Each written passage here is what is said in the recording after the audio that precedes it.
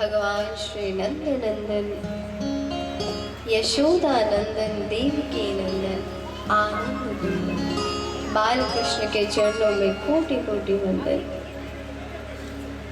यहाँ विराजमान सभी दृश्य अदृश्य रूप में देवी देवताओं को कोटि कोटि नमन।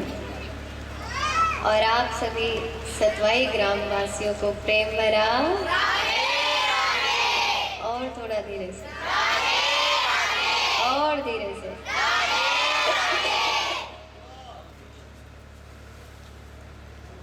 कैसे आप सब?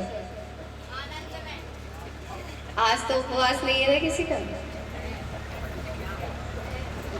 कौन कौन कड़ी भात पा के आया है?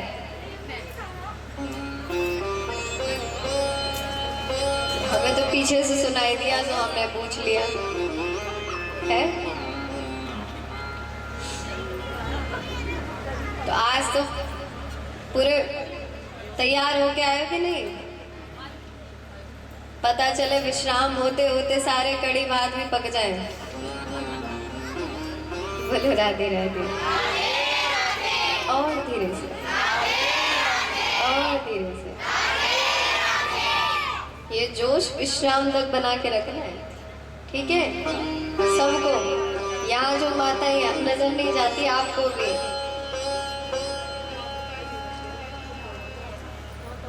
तो आप हम सभी कथा के कौन से दिवस में? चतुर्थ दिवस में। कल कौन सा दिवस था? क्या क्या सुना था? बस यहीं पे तो डब्बा गोल हो जाता है। थोड़ा तेज। अच्छा चलो बच्चों को नाम याद हो गए। बताओ, हमारी मैया कह रही थी जहाँ हमारा रुकना हुआ है, दीदी इतने सारे नाम हैं, नाम याद नहीं होते। और दूसरी बात और कह रही थी, पता है क्या? अच्छा बता दे, बोलो। हाँ, दूसरे की बात सुनने के लिए कितने जल्दी कह दी, बता दो है। और जहां अपनी होती, नहीं दीदी कोई बात नहीं। आप सबका हाल भी उन्हीं के जैसा होगा। मैया कह रही थी कि जैसे आप कथा बोलते हैं ना, वैसे दिमाग में सारी चीजें आ जाती हैं। हाँ, ये तो हमने पिछले वर्ष सुना था, लेकिन उसके बाद स्मरण करने का प्रयास करते हैं तो वो भूल जाते हैं।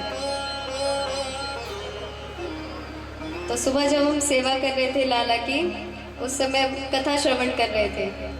तो उसमें जिनकी कथा श्रवण कर रहे थे हम पूज्य श्री पाराशर जी महाराज, वो बता रहे थे कि हमारे पास 100 वर्ष की आयु है, हम मानते हैं ऐसा। वैसे तो पता नहीं किसकी 1 वर्ष की है, 10 वर्ष की है, 20 वर्ष की, किसी को नहीं पता। किंतु अभिमानी शरीर है ना, ये कहता है कलयुग में मनुष्य की आयु 100 है, तो मैं तो 100 साल जी के जाऊंगा और बुढ़ापे में भजन करूंगा।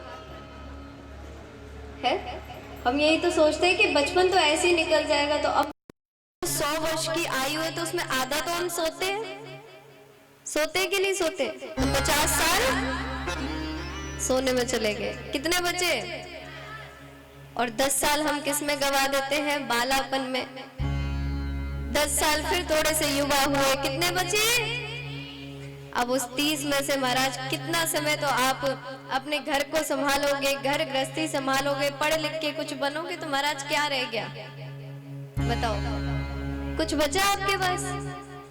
कुछ भी नहीं बचा। किंतु फिर भी अभिमान रहता है कि नहीं, हमारी तो बहुत दीर्घायु, हम तो लिखवा के लाए हैं।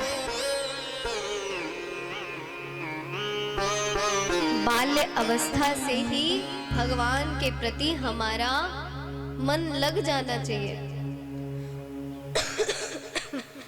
अधिक नहीं तो कम से कम आप कोई भी कार्य कर रहे हो, कुछ भी कर रहे हो, बस प्रभु का स्मरण रहना चाहिए।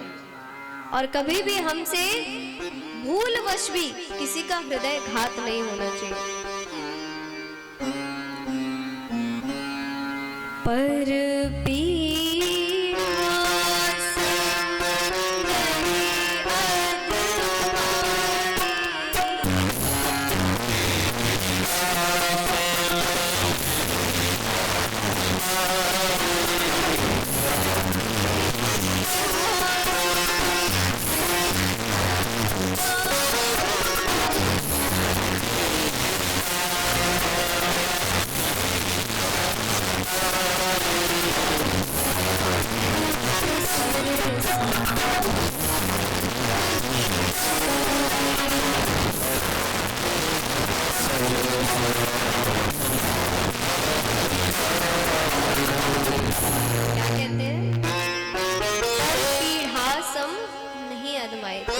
बाबा कहते हैं रामचरितमानस में कि किसी को भी, शत्रु हो, मित्र हो, घर परिवार का हो, दूसरे स्थान का हो, कोई भी व्यक्ति हो, कोई भी जीव हो, पर पीढ़ा सम नहीं अधमाई।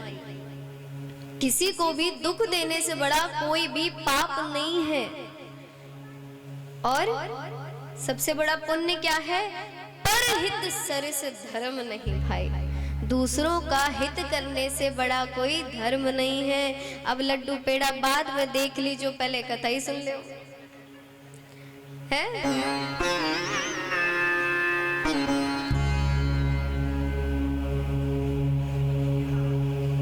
तो इसलिए जीवन में सर्वोपरि क्या है? हमारे द्वारा किसी को कष्ट ना हो, सबसे बड़ा धर्म। और सबसे बड़ा पाप, हमने मन में भी किसी का बुरा सोच लिया तो उससे बड़ा कोई पाप नहीं है। ये दो बातें आपको स्मरण रखनी है, ठीक है? किस किस ने सुनी? अब ध्यान तो जा रहा है बिस्कुट में, नमकीन में, तो ध्यान कथा में कैसे आवे? मिलेगा आप लोगों के लिए है, लाला को भोग लगने के बाद आपको ही मिलेगा। पहले से ही नजर गड़ा दोगे तो किसी को नहीं मिलेगा, ध्यान रख लो। कथा में ध्यान दो। बोलो राधे राधे। और धीरे से, और धीरे से। अच्छा बोलते हैं यहाँ भी, फिर ठीक है।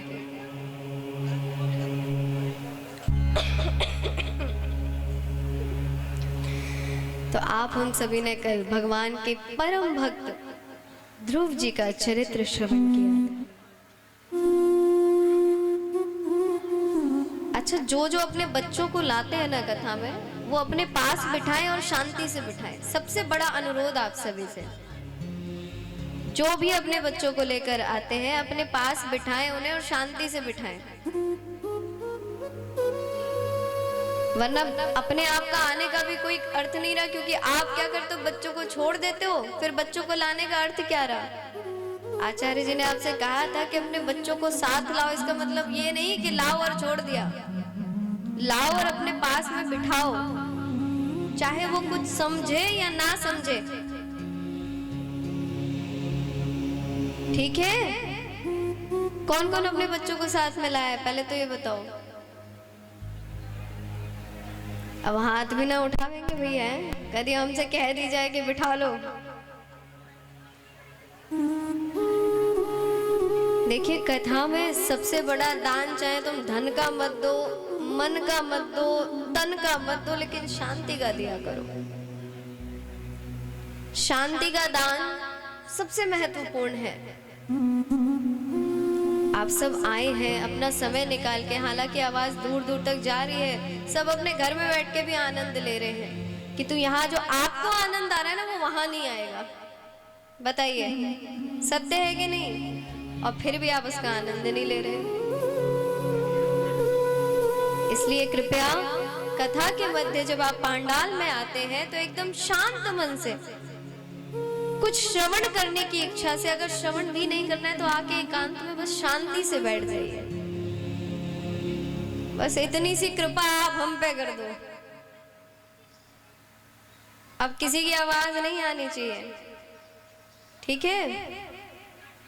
प्रेम से बोलो। हमने तो मना किया था अभी, है? बोला आज्ञा का पालन नहीं हो रहा। देखिए, बस ये बोलना है, ताली बजानी और भजन में आनंद लेना है, बाकी समय शांत रहकर बस कथा श्रवण करनी है, ठीक है? तो आप हम सभी ने कल श्रीमद् भागवत के तृतीय दिवस में महाराज उत्तानपाद और प्रियव्रत जी का चरित्र श्रवण किया था। और कल हमसे भी एक छोटी सी त्रुटि हो गई थी। कौन से ऋषि थे जिनकी अस्थियों से वज्र का निर्माण किया था, उनके नाम में हमसे थोड़ी त्रुटि हो गई थी। उनका नाम है दधीचि ऋषि। तो दधीचि मुनि ऐसे ऋषि हैं, जब भी किसी को आवश्यकता पड़ती है अस्त्र शस्त्र बनाने की, तो वो अपनी हड्डियों का दान अस्त्र शस्त्र बनाने के लिए दे देते हैं। तो उन्हीं की अस्थियों से वज्र का निर्माण हुआ था, जिस वज्र से विश्वरूप का, वृत्रासुर का वध किया गया था।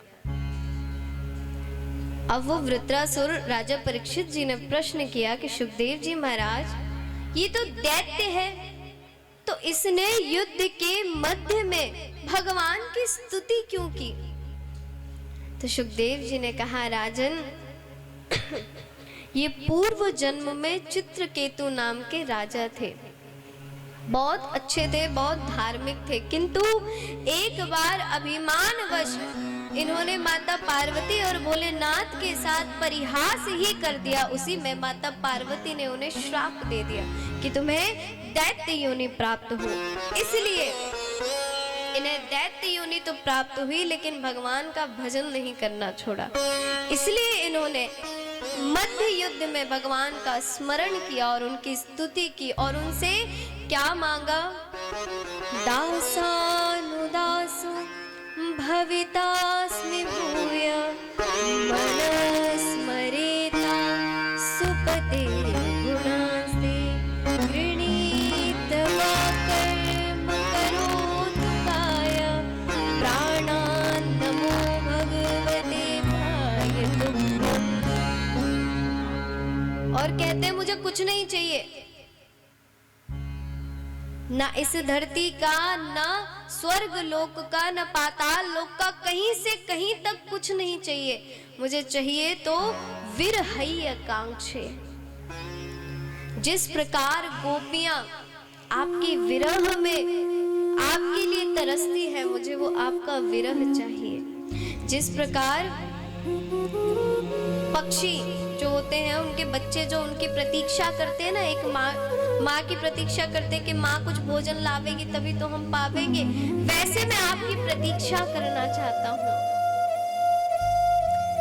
और जिस प्रकार गौ माता की प्रतीक्षा वो बछड़ा करता है कि कब सायकाल गौधूली बेला होगी और मैं अपनी मैया के स्तनों का पान करूंगा, मैं उस तरह आपकी प्रतीक्षा करना चाहता हूँ। हे प्रभु, इतनी और कृपा करना कि मुझे किसी भी कुसंग में मत लगाना, मुझे अपने भक्तों के साथ रखना, अपने दासों का दास बना देना, बस इतनी सी कृपा मेरे ऊपर कर देना। जो स्तुति उस वृत्रासुर ने की, ठीक वही स्तुति एक भगवान का जो भक्त होता है वो भगवान से निरंतर करता रहता है कि प्रभु मुझे आपसे और कुछ नहीं चाहिए, बस आपके चरणारविंद की प्राप्ति चाहिए।